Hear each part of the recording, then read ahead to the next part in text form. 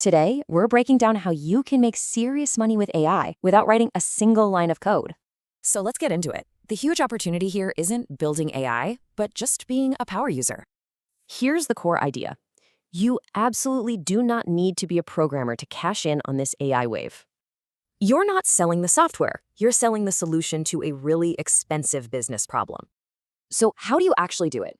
Well, here's a simple framework that works for pretty much any AI tool. This simple 3-step process is everything. It's how you turn a powerful AI tool into a real business. Let's look at marketing and sales. I mean, this is an area where basically every single business needs help. So you could use a tool like Manus AI to find leads and sell a completely automated lead generation service. Or maybe a business needs better marketing. With an AI like Claude, you can be their outsourced copywriter. And the potential here is just massive. A tool like Ally.ai can find 500 new leads every single week. You can even get super niche. Help real estate agents sell houses faster using AI-cloned voiceovers for their videos.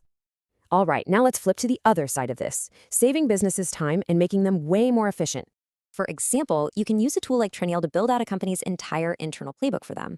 Or, use a tool like Make.com to connect all their apps, saving them from hiring someone full-time. And get this, you can offer CFO-level insights for a tiny fraction of what a full-time hire would cost. And don't sleep on local businesses. Plumbers will gladly pay you to handle their calls so they can just work. So let's wrap this all up. At its core, this is all about the power user opportunity. The real skill isn't coding. It's just being the bridge between an awesome tool and a real-world business problem. And it's such a great business model. You get paid every month, and the AI does pretty much all the heavy lifting. So the only question left is, what expensive business problem are you going to solve for someone starting today?